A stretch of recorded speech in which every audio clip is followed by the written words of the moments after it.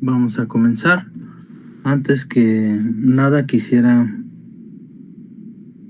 repetir lo que he dicho la última vez. Al parecer, bueno, lo he dicho en el canal de Telegram, ¿no? Al parecer hay un problema con servidor, entonces hay varios archivos faltantes. Entonces les pedía que por favor revisaran que sus tareas y entregables están en el sitio de la nube.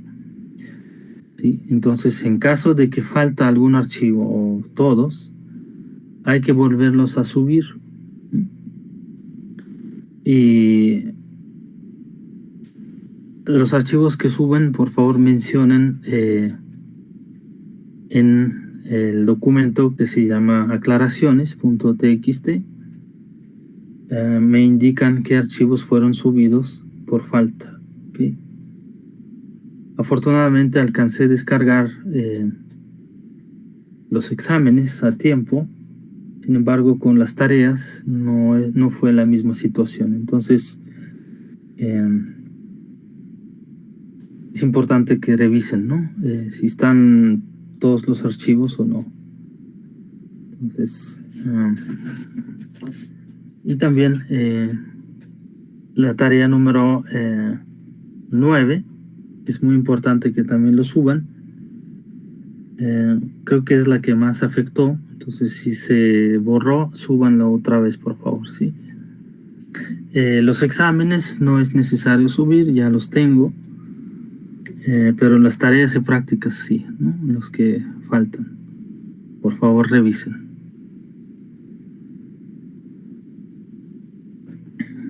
No sé si tienen alguna duda al respecto.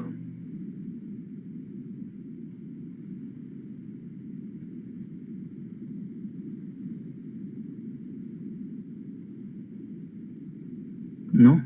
Bueno. Vamos a continuar, pero antes de continuar me gustaría saber cómo van con la práctica 4. Tengo entendido que ya están los equipos, algunos prefirieron trabajar de manera individual, lo cual pues digo también no está mal, pero bueno, la idea es que entre con equipos sea más fácil la implementación, ¿okay? Entonces pónganse de acuerdo otra vez, si no tienen forma de comunicarse, ahí me avisan. Y yo les pongo en contacto cada uno, ¿no? Y si tienen dudas sobre implementación, me dicen. Entonces hoy comenzamos con el siguiente tema, es prácticamente último tema de este curso. Sin embargo, pues también es bastante extenso. Trataremos de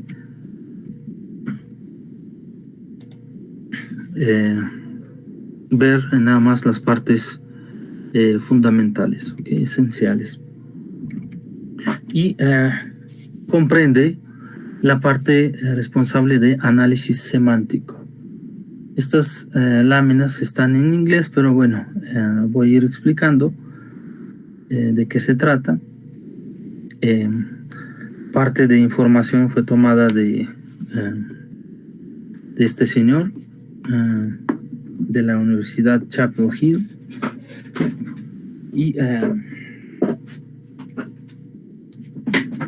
Y vamos a comenzar entonces. Análisis semántico.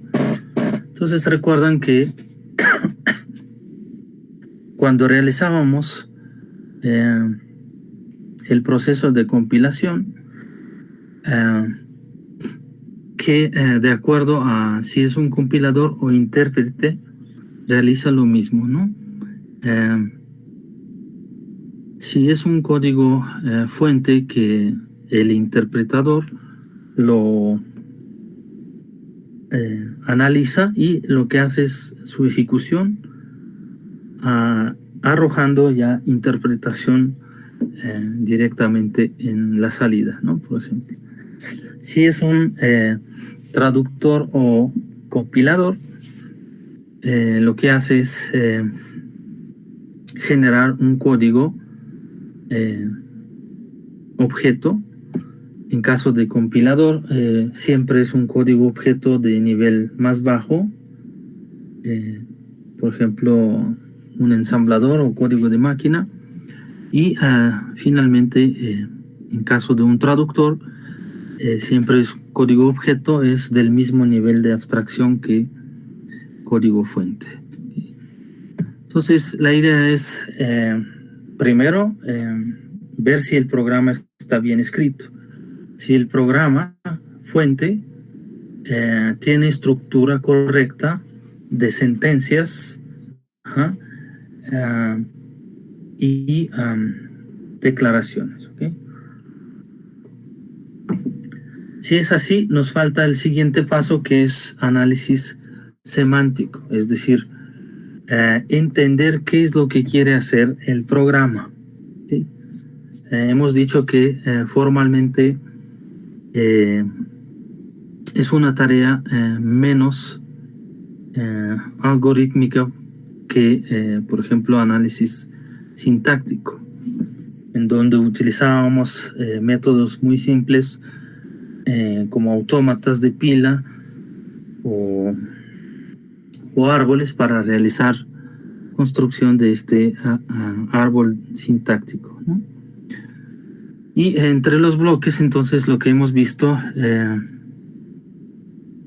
estos dos, ¿no? Scanner, Lexical Analysis, lo hicimos en la práctica 3. Ahorita están realizando análisis sintáctico, creando el árbol de parseo a partir de cadena de tokens. Y la siguiente etapa sería generar un código intermedio a partir de nuestra estructura sintáctica,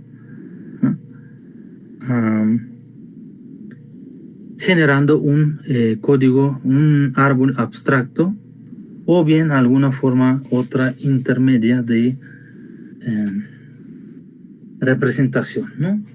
Y de esta forma, ahora sí podemos pasar, por ejemplo, a un código independiente de máquina.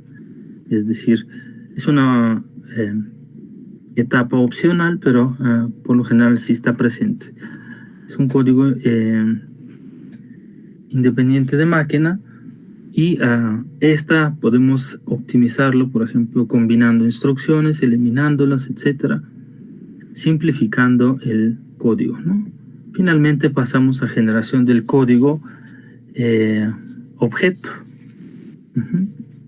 el cual o bien puede ser de una vez el código en ensamblador o algún otro código intermedio, otro nivel de intermedio, y finalmente pasamos al código de máquina, que es específico de máquina, ¿no? ¿Recuerdan cuando hablábamos sobre el lenguaje ensamblador, ¿no? Ensamblador genera primero la versión, la que se conoce versión relativa, es decir, un código que no depende de valores fijos, por ejemplo, de localidades de memoria, de flujos, de registros específicos, ¿no? En este sentido es independiente de la estructura de hardware de la máquina. Y al pasar a la siguiente etapa, que sería esta precisamente, la última, es cuando se genera el código absoluto, en donde todos, por ejemplo, los saltos relativos, como ustedes hicieron en su examen, pasar a la línea 6, 7, o etcétera, se reemplaza por direcciones de la memoria específicas, ¿no? Y se hace reservación de memoria necesaria para pilas, para caché, para declaraciones de variables, etcétera. Se reemplazan valores de registros por valores específicos, ¿no? y otras cosas que se agregan al programa principal, ¿no? Haciéndolo ya dependiente de la máquina en específico, de arquitectura en específico. ¿Sí? Estas dos etapas no las vamos a considerar. Eso ya más bien ya están a niveles de programación en ensamblador. Pero lo que es, por ejemplo, análisis semántico y generación del código intermedio, esto sí los vamos a ver en esta parte. ¿Okay? Bueno, el árbol sintáctico ya lo sabemos construir, obviamente dada, por ejemplo, una cadena como esta, es una cadena de tokens que podemos convertir en un árbol abstracto, ¿no? La tabla de símbolos que se me olvidó mencionar, recuerdan que siempre está presente, y también bloque de manejo de errores a cada una de estas etapas, ¿no? Entonces, ¿qué es la tabla de símbolos? Que en general la estábamos mencionando, pero no hemos puesto demasiada atención, ¿no? Pues básicamente es la tabla de símbolos es como un diccionario que guarda, por ejemplo, nombres de variables, nombres de las funciones, estructuras, etcétera, de tal modo que el compilador tenga referencia y sabe qué significan, ¿no? Conforme va analizando el programa. También ahí van las constantes, cadenas de caracteres, etcétera. ¿Qué tipo de datos se guarda en esta tabla? Obviamente el nombre de la variable o lo que sea, tipo de dato, es importante, en dónde fue declarado, o por ejemplo contexto, ¿no? De jerarquía en el cual fue declarado. Si es un arreglo, cuántas dimensiones tiene y cuál es la longitud de cada dimensión. Si es un, por ejemplo, llamado a la función, cuántos parámetros recibe, de qué tipo son estos parámetros, ¿no? Todo esto se guarda. ¿Okay? Y conforme se construye normalmente conforme se construye el árbol sintáctico, esta tabla se va llenando de valores, ¿no? Tal modo que al terminar con análisis del programa fuente, tanto el árbol como la tabla están completos. ¿Sí?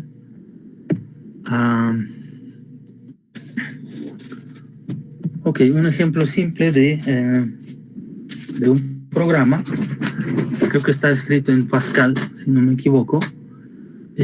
Declaración del programa, Great Common Divider, ¿no? El divisor común más grande. Tenemos una entrada, una salida, dos variables y dos variables tipo entero auxiliares que se utilizan en el programa.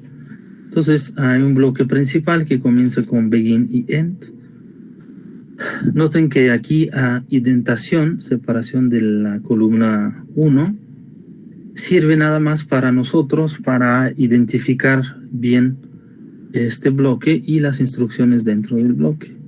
Para el programa, en particular de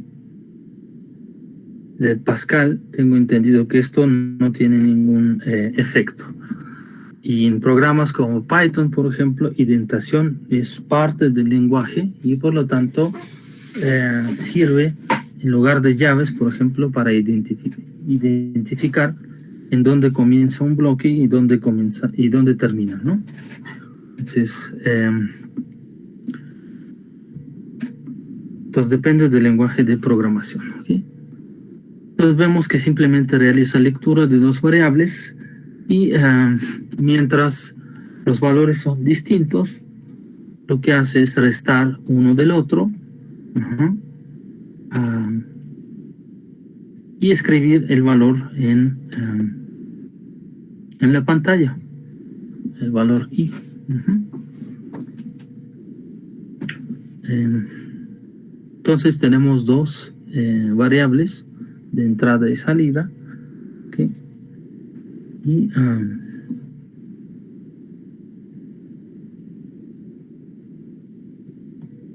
Y ya entendemos la estructura lógica del programa. Y lo que hacemos es construir ahora sí nuestro árbol sintáctico que corresponde al programa. ¿Okay? Entonces, el programa es, digamos, el axioma que buscamos, la primera producción, que debe contener, por ejemplo, dos variables en su bloque, ¿no? Por ejemplo, read. ¿Sí?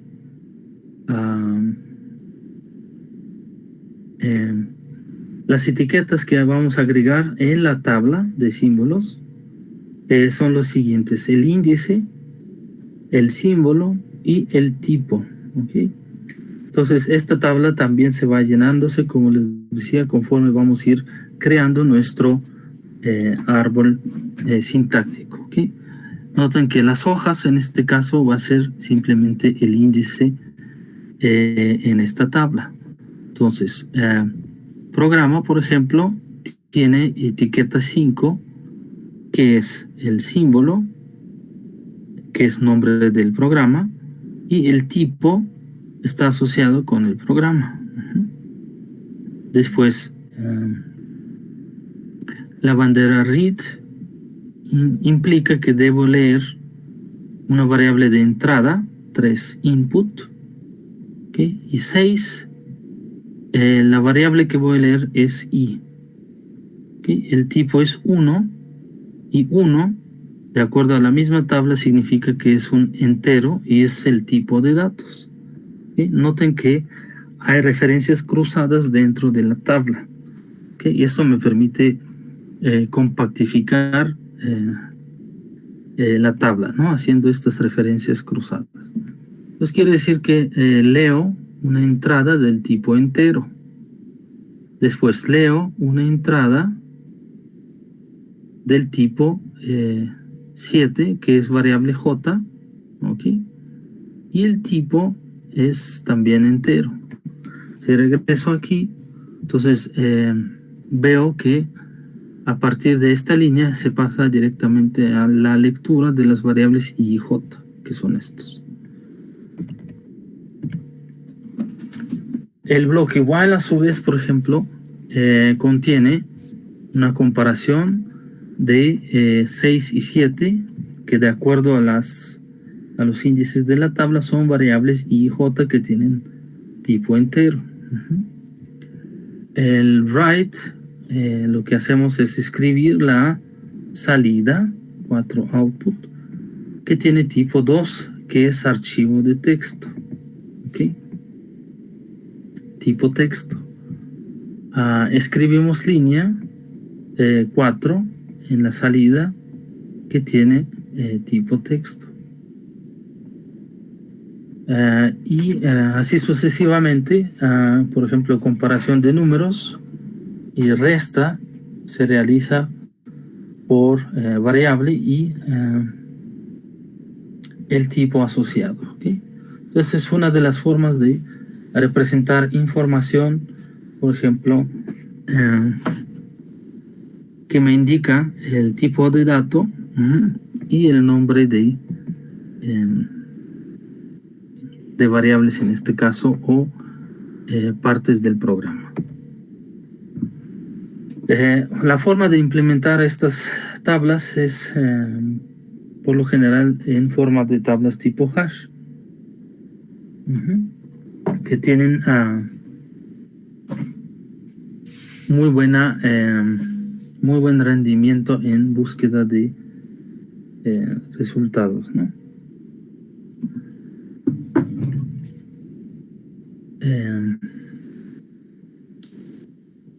En caso de tener, por ejemplo, jerarquía de declaraciones de variables o reglas de alcance, entonces regresa el valor más cercano de acuerdo al contexto en el cual se encuentra, ¿no? Entonces, ¿cómo manejar esto? Ya lo hemos visto. ¿Okay? Por lo general, lo que se hace es para cada declaración se define un símbolo particular. Y lo que podemos hacer es ir usando estructuras tipo pilas, las cuales van a guardar, por ejemplo, nivel de jerarquía o nivel de módulos en los cuales estamos usando la declaración para llevar el control, ¿no?, de estas variables. ¿Okay? Y pues manejar, como sabemos manejar una pila. ¿Okay? Hay otras formas de implementarlos, por ejemplo, las tablas tipo Leblanc, ¿okay?, a través del número de contexto. Podemos usarlo como entrada. ¿Okay?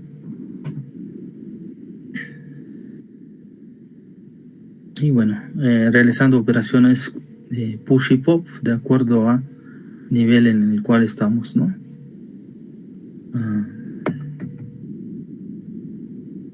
Ok, y pasamos entonces otra vez a análisis léxico primero. Aquí, por ejemplo, la parte azul es la parte que ya conocemos. Dada una cadena de programa fuente, hacemos análisis léxico, generamos cadena de tokens, que en este caso, por ejemplo, tokens van a ser elementos individuales que están en cada casilla de este arreglo. Construimos un árbol sintáctico, conociendo, por ejemplo, que la sentencia if debe contener algo entre paréntesis, una instrucción o bloque de instrucciones y punto y coma. ¿Okay? Y de acuerdo a esto construimos nuestro árbol. Por ejemplo, b igual a 0 y a asignar a b. ¿Okay? Ahora, pasar del árbol sintáctico a semántico, si se fijan, la estructura del árbol semántico en este caso es la misma, salvo algunos detalles que se agregan en la parte verde a nuestro árbol. ¿Qué son estos datos que se agregan? Efectivamente son datos que, por ejemplo, nombres propios, tipos de datos, ¿okay?, y declaración, por ejemplo, bueno, en este caso no está la declaración, pero existe forma de llevar control de declaraciones, ¿no? Entonces, en este caso específico vemos que esta operación debe ser tipo booleano. Y para que se pueda realizar booleano, por ejemplo, estos valores en ambas partes tienen que ser del tipo entero. Igual asignación A y B deben ser del tipo entero, por ejemplo, ¿no? Y el resultado if, por ejemplo, me regresa como booleano, ¿no?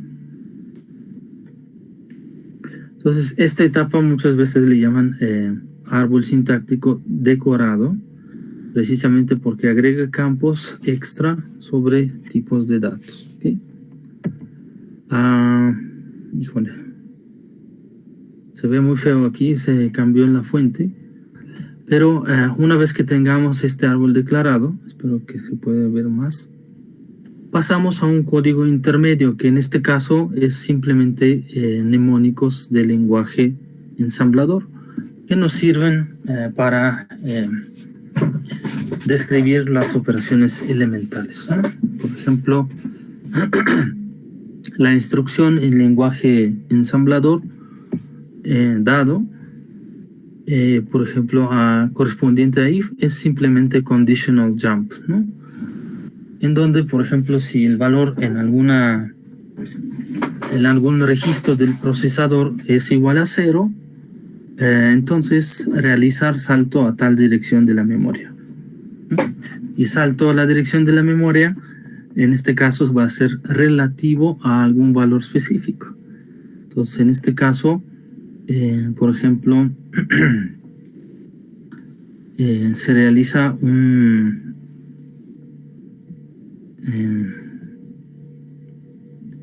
registro FP, el cual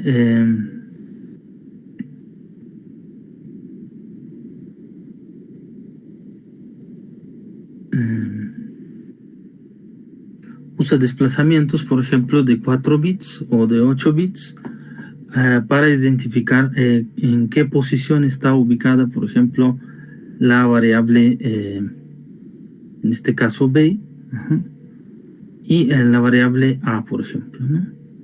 Entonces,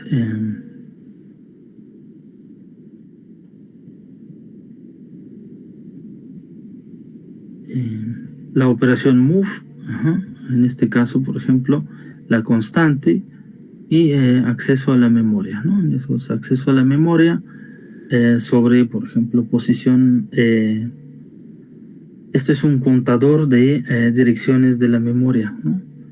O address counter en inglés. Entonces va a ser el que me lleva el control de la memoria relativa, ¿okay? La constante obviamente es la 0 y aquí acceso a la memoria respecto al contador FP más 4 bits, por ejemplo, que correspondería a ubicación de la variable A. Y por ejemplo, si nuestro tipo de datos es un entero que ocupa 4 bits, al saltar 4 bits a la derecha, por ejemplo, paso a la ubicación de otra variable, que en este caso, por ejemplo, variable B.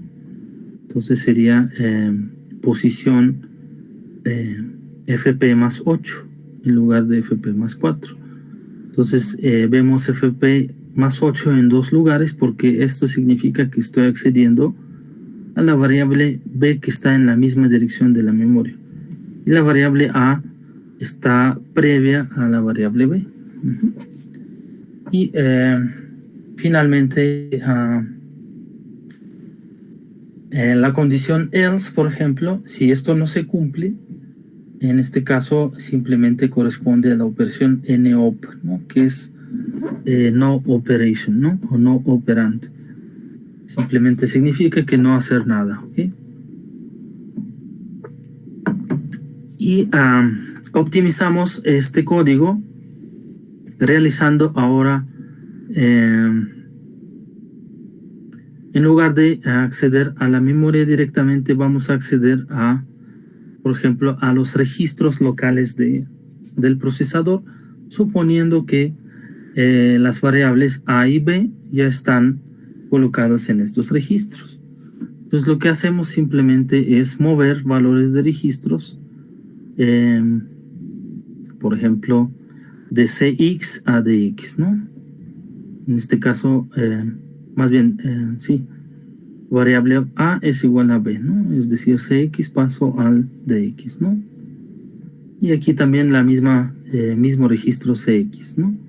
Entonces eliminé acceso a la memoria, que son los más tardados, los que llevan mucho tiempo en comparación con acceso a los registros. Finalmente, el código final en lenguaje, por ejemplo, ensamblador específico, va a ser comparar, por ejemplo, el valor del registro CX contra 0. Esta comparación me regresa un valor, una bandera específica. Hay una bandera en el procesador que indica si el resultado de comparación es verdadero o falso. Es un bit nada más, por lo general, que se checa. Si este bit es verdadero, entonces quiere decir que el resultado es correcto, ¿no? Si no, entonces es falso. Y la operación de conditional moving Este 2 es número de página, no sé por qué subió aquí. Simplemente indica que si es verdad, entonces sí muevo el valor cx hacia la variable de x. ¿Okay? Siempre comparando esta bandera. Entonces, en lenguaje ensamblador simplemente son 2 líneas que corresponden a todo este bloque. Obviamente aquí faltan instrucciones para cargar variables cx y dx, ¿no? Previos. ¿Okay? Entonces serían 2 instrucciones más que no están presentes aquí.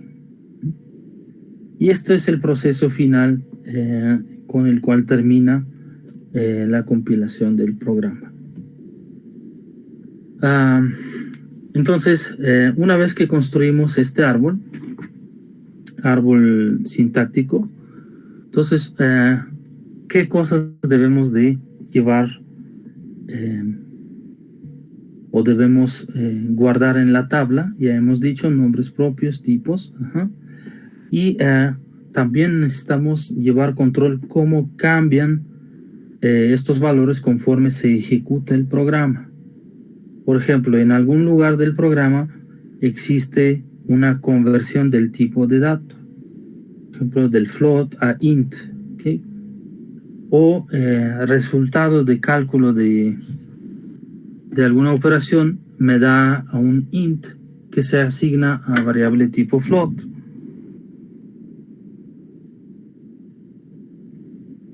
Entonces, todas esas situaciones se deben llevar al control, ¿sí? Es decir, la modificación de tipos o etcétera debe ser controlada, ¿ok? Y aquí, por ejemplo, se menciona la lista de información que debe ser controlada, ¿no?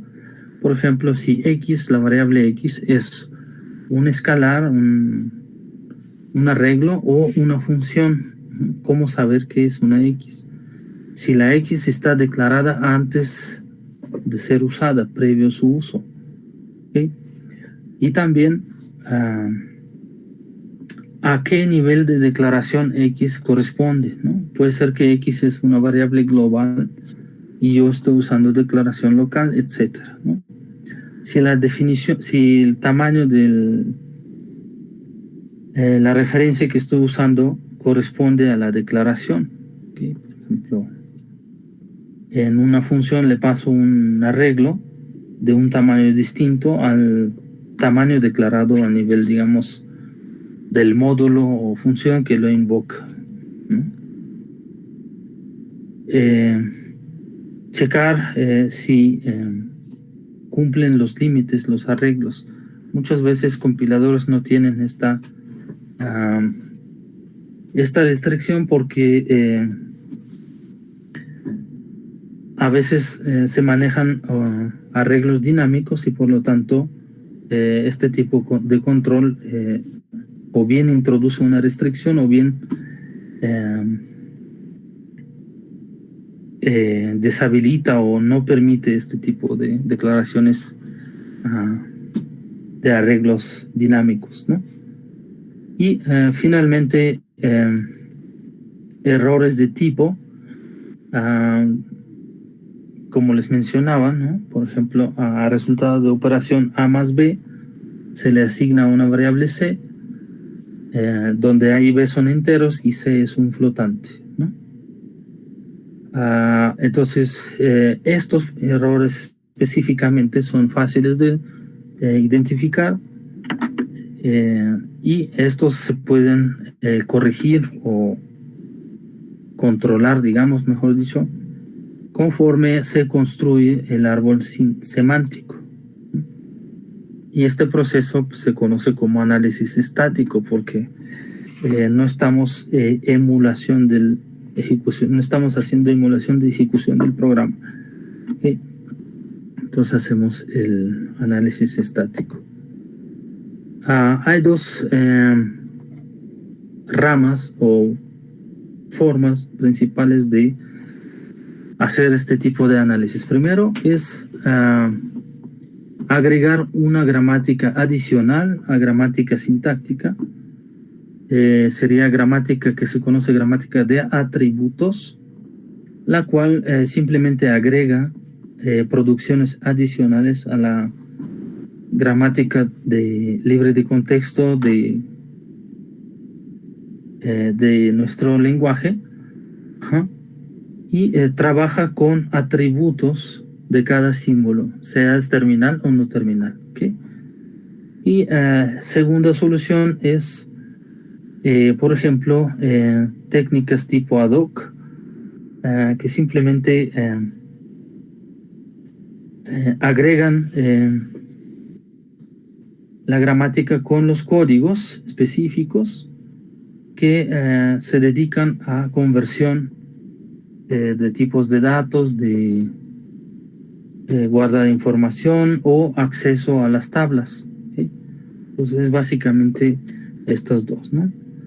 En este caso, en el último, significa que el árbol final lo que va a hacer es contener, en lugar de producciones, va a contener programas específicos que realizan conversión, por ejemplo, de tipos, ¿sí?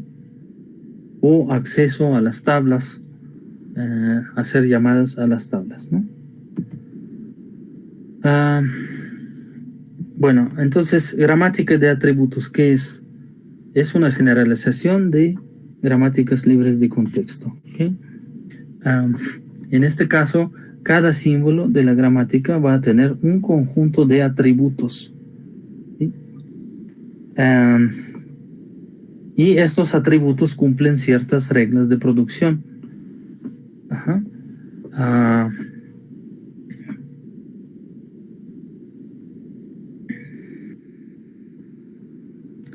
Y una característica fundamental es que estas reglas no pueden modificar cosas fuera de la producción en la cual se encuentran, ¿no? Okay. Y tipos de atributos que podemos manejar básicamente son dos. Primero es tipo sintetizado.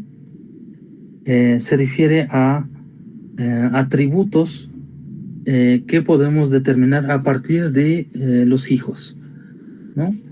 Es decir, en caso de un árbol sintáctico, los padres, nodos internos, pueden determinar sus tipos a partir de valores de atributos de sus hijos.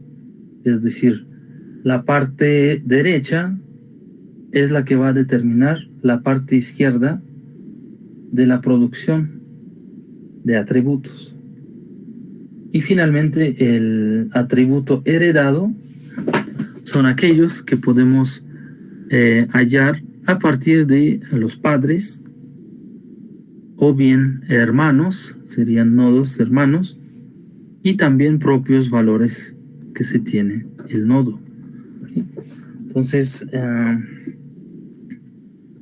básicamente tenemos estos dos tipos, ¿ok?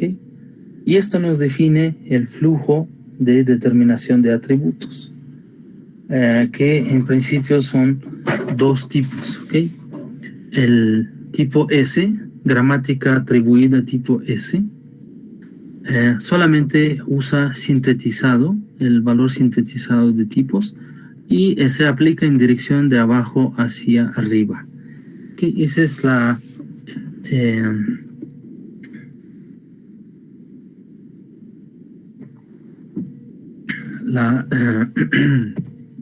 la forma más simple de determinar atributos, ¿ok? Y finalmente, la gramática tipo L, atribuida tipo L, lo que hace es evaluar en una sola pasada de izquierda a la derecha para poder determinar cuál es el valor de atributo, ¿okay? Sobre la entrada. Entonces, en este caso, utilizamos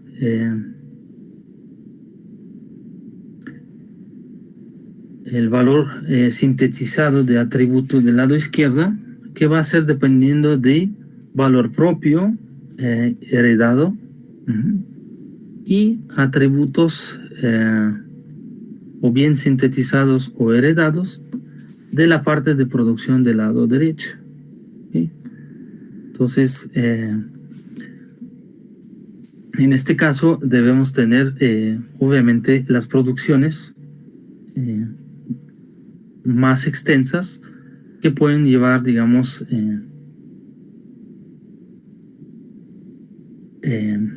o que pueden abarcar, mejor dicho, este tipo de procesos de combinar síntesis y herencia de atributos. ¿Sí?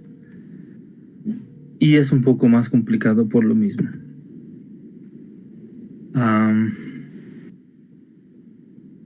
Entonces, en caso de lenguajes de programación, regresamos que análisis semántico se encarga de entender qué significa el lenguaje, ¿no? Y obviamente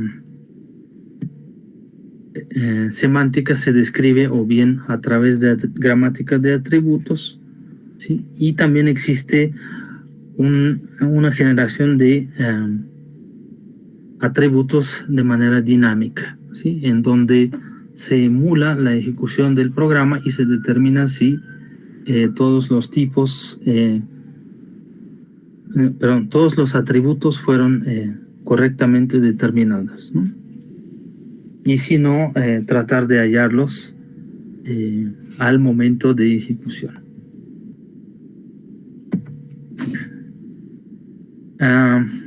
Entonces, el trabajo principal de analizador semántico es asegurarnos de que las reglas semánticas estáticas se apliquen, ¿sí?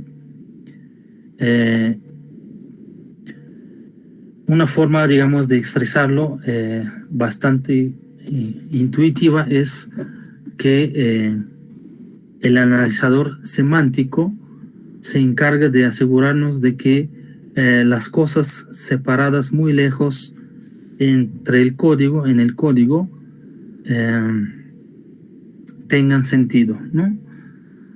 Por ejemplo, otra vez, alguna variable declarada, por ejemplo, a nivel global y que se utiliza en alguna función que está en alguna línea de función que se invoca en un bloque main, por ejemplo, hace acceso a esta variable. Entonces, el árbol sintáctico que hemos construido no tiene capacidad de llevar control de esta información, ¿sí?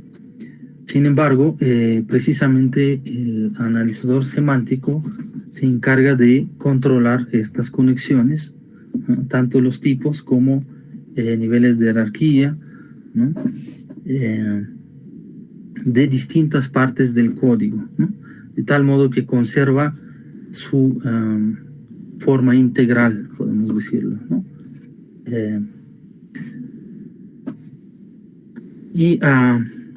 Normalmente el primer paso es construir árbol sintáctico, que es lo que se hace, y después a completarlo con gramática de atributos, usando gramática de atributos, a completarlo con estos atributos, ¿no? O decorarlo, podemos decirlo, ¿no? Bien. Usamos obviamente otra vez la gramática libre de contexto como herramienta que nos permiten llevar estos procesos, ¿sí?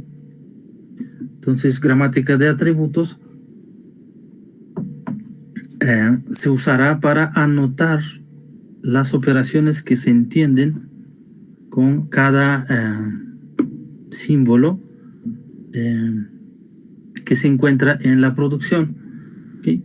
Por ejemplo, en este cuadro vemos las producciones que describen reglas de algún lenguaje, ¿no? En este caso vemos rápidamente que manejan operaciones como suma, resta, multiplicación, división, cambio de signo o colocar paréntesis. Y finalmente el símbolo terminal que corresponde a un número es una constante. ¿Okay? Noten que para gramática libre de contexto, dicha gramática lo único que puede determinar es si el símbolo que está presente es un símbolo terminal o no terminal. Sin embargo, no quiere decir nada desde el punto de vista de significado, ¿no? Por ejemplo, para nosotros rápidamente nos damos idea del significado. ¿Por qué? Porque intuitivamente vemos, por ejemplo, esta expresión. Nosotros entendemos que debemos realizar suma de estos dos. Para esta gramática, lo que significa esta línea es simplemente reemplaza este símbolo no terminal por 3 símbolos sucesivos, entre los cuales hay un terminal y 2 no terminales del lado derecho. Pero no dice nada sobre qué debemos hacer la suma. ¿Ok? Es decir, no posee la información sobre significado de esta operación. Es un punto muy difícil de captar, pero espero que lo pude aclarar en este instante, ¿sí? Entonces, la gramática de atributos precisamente es la que se encarga de dar significado, qué es lo que se va a hacer. Por ejemplo, a esta operación le puedo agregar una producción adicional que lo que hace es que valores asociados con estos símbolos terminales, por ejemplo, se suman y el resultado se asigna al valor de E. ¿Ok? Esto básicamente significa agregar una operación algebraica correspondiente a la producción dada. ¿Ok? Repito, para análisis sintáctico, lo único que importa es la estructura, ¿sí? Que secuencia de símbolos sea tal como espera la gramática. Pero no significa que esta estructura capta el significado, ¿no? Bien, ese es el punto muy importante y fundamental para distinguir entre gramática de atributos y gramática en general de análisis sintáctico. ¿Sí? Bueno, entonces aquí, por ejemplo, es el resultado de aumentar la gramática previa, esta, por la gramática de atributos que estará dado por estos triángulos. ¿Okay? Y vemos que cada producción tiene una producción asociada adicional de atributos. ¿Okay? Entonces, conjunto de atributos los vamos a llamar, por ejemplo, no sé, por ejemplo, valor, ¿no? Entonces, el valor del símbolo no terminal E1, por ejemplo, va a estar definido por un campo, punto val. Por lo tanto, E1, por ejemplo, es una estructura que además del nombre contiene un valor. ¿Okay? Y la producción asociada con las gramáticas, con atributos, contiene las siguientes operaciones, que básicamente operación de copiado, que significa simplemente pasar un valor al otro, por lo general del lado derecho a valor del lado izquierdo, y operaciones que corresponden, por ejemplo, a suma, división, multiplicación, que son funciones semánticas, que se encargan de realizar operación específica que corresponde al atributo dado. ¿Okay? Entonces, rápidamente vemos, por ejemplo, aquí, como les decía, el valor de f, el campo valor de f, se pasa al campo del valor del t. ¿Okay? Mientras que desde el punto de vista de producción utilizada para construcción del árbol, simplemente lo que hicimos es sustituir T por F. ¿Okay? ¿Sí? En este caso, por ejemplo, lo que hacemos es cambiar signo al valor usando la función de, por ejemplo, inverse, ¿no? Y el resultado de F1 va a ser el valor de F2, pero con signo negativo. ¿Sí? Entonces, extendemos las producciones agregando significado de las operaciones, ¿no? Lo mismo para los demás: suma, diferencia, producto, división, paréntesis, ¿no? Constante. En este caso, constante, por ejemplo, simplemente usamos el valor de la constante para colocar en el símbolo F, ¿no? Colocando paréntesis, el valor se conserva. En caso de la división, por ejemplo, aquí es importante el orden, por ejemplo, T2 dividir sobre F, ¿sí? Y no al revés. En caso del producto, igual. Diferencia también, ¿no? El orden es importante. Suma.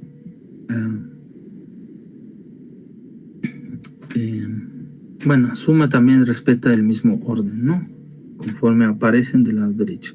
Entonces, esta gramática de atributos o gramática libre de contexto aumentada ahora nos puede servir para generar un árbol de atributos, pero un árbol sintáctico aumentado, ¿no? Resulta que como las gramáticas libres de contexto no están ligadas a algún orden específico de parseo o de recorrido del árbol, entonces la gramática de atributos tampoco está ligada a un orden de evaluación específico. Noten la diferencia entre orden de parseo y orden de evaluación. ¿Sí? Entonces, en caso de gramática de construcción del árbol sintáctico, nos preocupaba el orden de aplicación de producciones, y en caso de árbol de aumentado por gramática de atributos, nos preocupa el orden de evaluación de estos atributos. ¿Okay? Probamos a través de un ejemplo cómo se realiza el síntesis de atributos, ¿okay? A partir de los hijos. ¿Okay? Entonces, usando la gramática anterior, que es esta, vamos a procesar, por ejemplo, esta cadena 1 más 3 multiplicando por 2. ¿Okay? Primero construimos el árbol de parseo correspondiente a la gramática de las producciones que corresponden a esta cadena. ¿Okay? Entonces usamos, como siempre lo hemos hecho, aplicamos estas producciones para construir el árbol de parseo. Sería este árbol sin flechas, sin cuadros. Noten que como resultado las hojas de nuestro árbol van a ser símbolos terminales, que son paréntesis, suma, multiplicación, paréntesis cerrando, y valores de constantes que corresponden a 1, constante que corresponde a 3 y constante que corresponde a 2. Pero todos tienen valor constante. ¿Sí? Es uno de los puntos que, de hecho, pues por ejemplo, fue uno de los errores que cometieron en el examen al sustituir valor num por valor específico, por ejemplo, no sé, 25.12 o algo así. Esta etapa no debe realizarse. ¿Okay? Recuerden que el análisis sintáctico no sustituye valores específicos. ¿Okay? Esto lo hacemos ahora durante análisis semántico. Y aquí se ve, de acuerdo a la producción, por ejemplo, f constant quiere decir que el valor 1 se transfiere al valor de f. ¿ok? De acuerdo a esta producción. 9. Valor de la constante, que sí, ahora sí es un valor suyo. Por ejemplo, en este caso era 1, y aquí lo ponemos como cuadrito 1. Se transfiere al valor de f. Entonces ahora valor de f es 1. Después existe otra producción que transfiere valor de f al valor t. Y es la producción número 6. Después, valor de t se transfiere al valor de e a través de producción número 3. ¿Ok? Finalmente, bueno, aquí están ya las producciones para consulta. ¿Sí? Lo mismo ocurre para valor 3 y valor 2. ¿Sí? Finalmente, el valor que se obtiene en la variable e al realizar la suma e más t corresponde a la producción número 1 y en particular esta operación. Quiere decir que súmame por favor valor de E2. ¿Sí? E2 en este caso es nada más para identificar cuál es el específico, no confundirlos entre sí. Esto me permite guardar el orden. Entonces E2 sería este, que es 1, y el valor de t es obviamente 3. Lo sumo, obtengo 4. Resultado de esta suma le paso al valor de E1, que es 4. Y aquí está 4. Procedo igual de igual manera hasta que la raíz, al realizar última transición, que corresponde a la 3, me da el resultado 8. ¿Sí? Eso quiere decir que al sustituir los valores, ya obtengo un valor 8. Entonces ese es el ejemplo de síntesis de atributos a partir de los hijos. ¿Okay? ¿Cómo andamos de tiempo? Permíteme un segundo.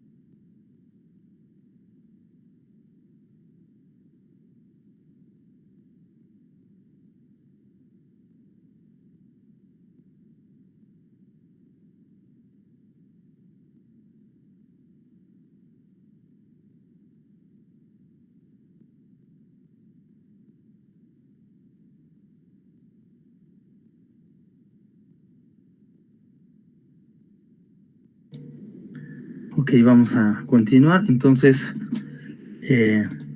creo que este ejemplo pues ya lo analizamos y es muy simple, ¿no?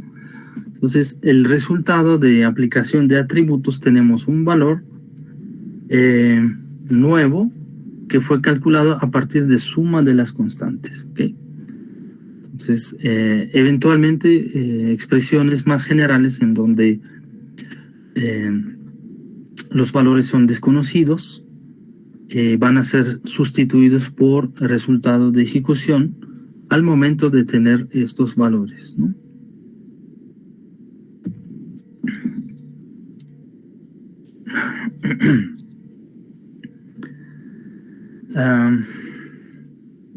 Bueno, se repite un poco la información.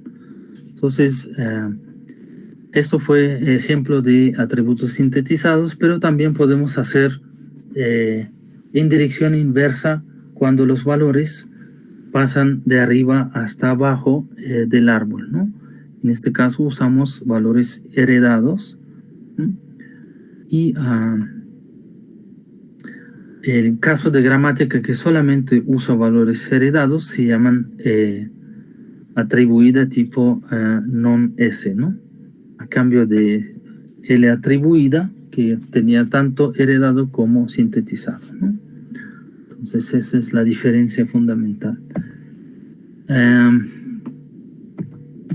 Y bueno, esta lámina explica cómo andamos de tiempo, bien. Explica precisamente cómo se hacen el cálculo de atributos heredados, ¿no?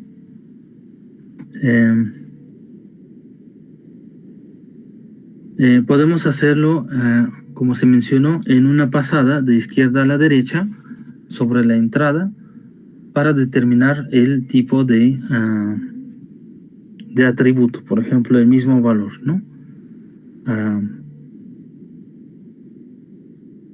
Y el valor que vamos a obtener solamente va a depender del lado derecho de la producción, ¿okay? En caso de sintetizado. En caso de heredado, el símbolo de la derecha va a depender de valores del símbolo de la izquierda. O en otro caso, de valores sintetizados o heredados del símbolo más extremo izquierda de la parte derecha de la producción, ¿no? Y obviamente las gramáticas que describen procedimiento de arriba hasta abajo requieren el flujo tipo non-S, ¿no? Recuerda, non-S es solamente que utiliza atributos heredados, ¿no?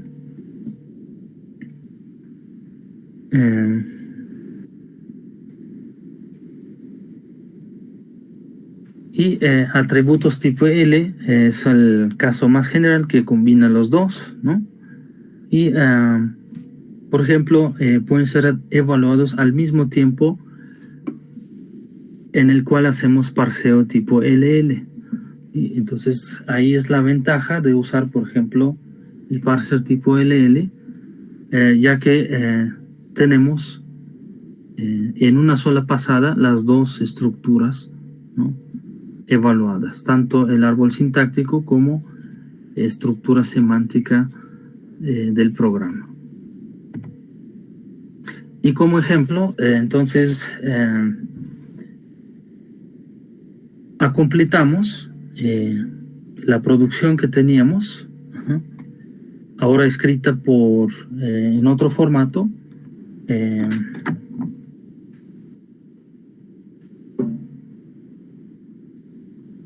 ¿cómo le llamamos? Se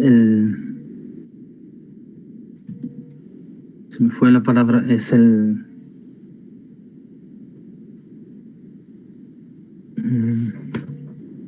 creo que le llamamos prefijo o enfijo, no me acuerdo cómo se llamó, ahorita me acuerdo.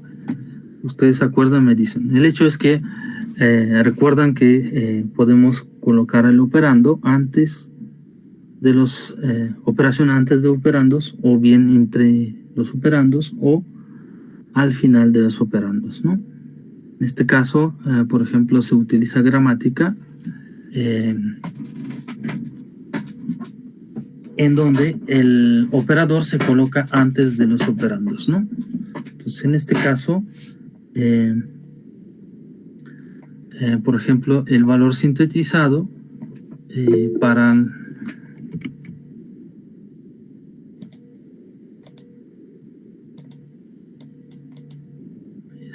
dice prefijo, ¿no? ¿Cómo le llamamos? Sí, ¿no?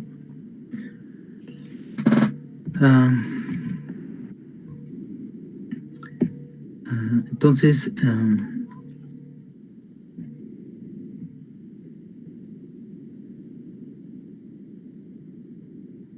bien, entonces aquí simplemente transferimos el valor de TT a T.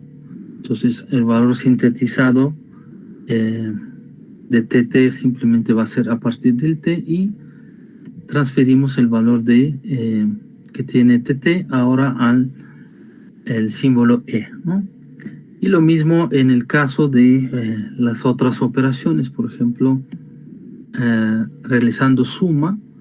Obviamente lo que hacemos es el resultado de la suma TT1 más T, lo vamos a colocar como el valor de TT. Y por lo tanto el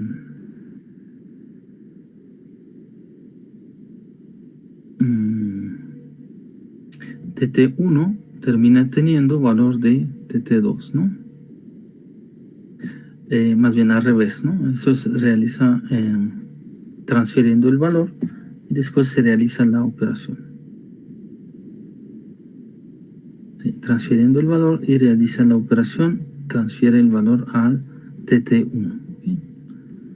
Lo mismo para la resta, en caso de un símbolo, una palabra vacía, entonces el valor va a ser simplemente sintetizado, se conserva el valor, y los demás incluyen, por ejemplo, operaciones correspondientes a multiplicación, división, cambio de signo y otra vez transferencia de valor, ¿no? Como pueden darse cuenta, en este caso la gramática tiene mucho más atributos, más bien la gramática de atributos es mucho más extensa, pero permite, por ejemplo, usar el LParser conforme realizamos parseo de estos símbolos. Realizamos también el cálculo de valores usando, por ejemplo, el síntesis y herencia de los atributos, ¿ok? Y esta figura, por ejemplo, muestran el ejemplo de gramática tipo non-S. Recuerdan, non-S lo definimos como aquella que solamente usa valores heredados, ¿no? Y aquí está ilustrado, ¿no? Entonces, del lado derecho está nuestra gramática, y del lado izquierda el árbol de parseo aumentado con las producciones asociadas con los atributos, ¿no? Gramática de atributos. Rápidamente vemos, por ejemplo, herencia de atributo F a partir de valor propio, que es constante. Ajá. FT, ¿dónde está? Es este. Hereda valor E del E, y también sintetiza el valor a partir del F, ¿no? Usando la producción número 5. Entonces T utiliza valor propio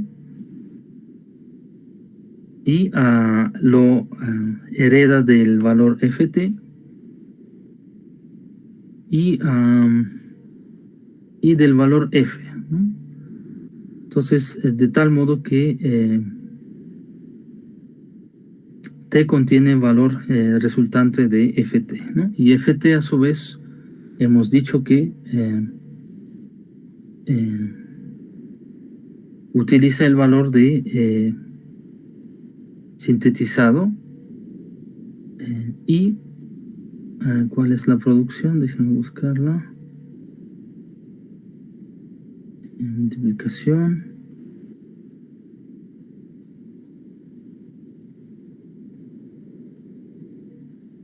División.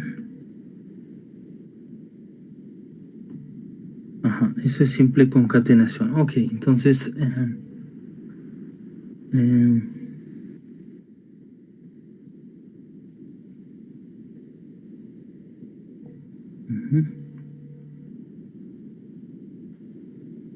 ok, entonces simplemente aquí vemos que de F heredamos Ft, hereda el valor de F, donde está en la producción T, aquí está, ¿no? Ft sintetiza más bien valor a partir de F, ¿no? Y el valor propio, que era el epsilon, ¿no? Y este valor hereda después la T como resultado.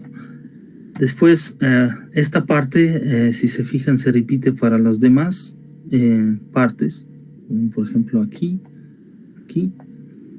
Y finalmente la operación, por ejemplo, la suma, que entra en la producción 2, utiliza valor del T, suma con valor TT, y esto, el valor TT1, va a ser valor TT2, que es resultado de la suma. Entonces, por ejemplo, aquí tenemos 1, aquí tenemos 3. Realizamos la suma, y esto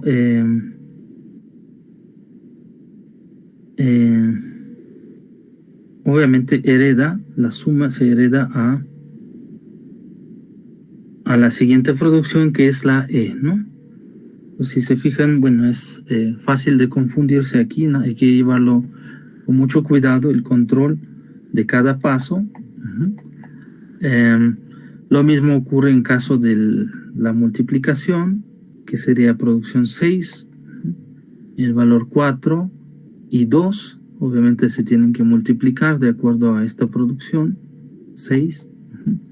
Entonces Ft1 es el que obtuvimos aquí, se multiplica por valor F, que es 4. Entonces queda aquí 2, 8. Noten que qué pasa aquí con 8. 8 hereda a Ft a través de esta producción. Valor más bien es sintetizado a partir del valor propio y es heredado ahora sí al símbolo T. ¿Okay? A partir de esto. ¿Okay? Y el resultado de E simplemente es transferido desde el símbolo T y TT, ¿no? Lo único que hacen es simplemente pasar el valor de un símbolo al otro, ¿no? Y de este modo tenemos el 8. Entonces el mismo resultado, salvo que el árbol es mucho más sofisticado, ¿no?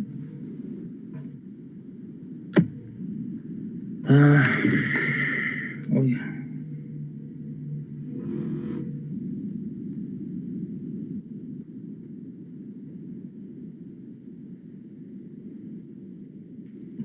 Ok, nos queda poco tiempo, déjame ver si...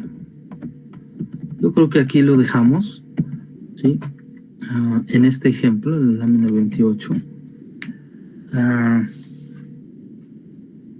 Les voy a colocar algunos videos de apoyo para que los puedan consultar después de clase sobre gramática de atributos y las cuales les ayudan a aclarar a través de ejemplos, por ejemplo, algunos de estos conceptos. Bien. Entonces, ¿dudas, preguntas?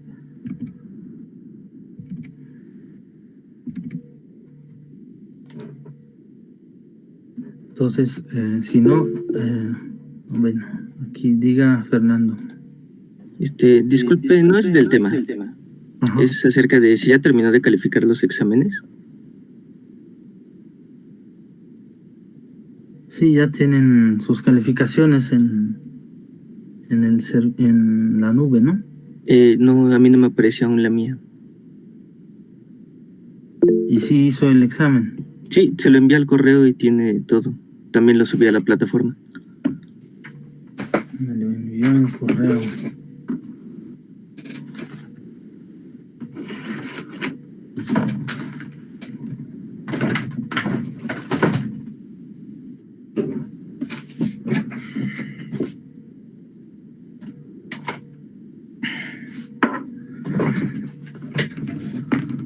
A ver, dígame su matrícula, por favor. 2163 07 4148.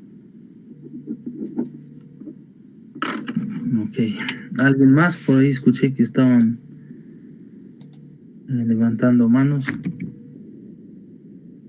¿Alguien más no tiene calificación? Ok, supongo que tampoco tiene Eduardo.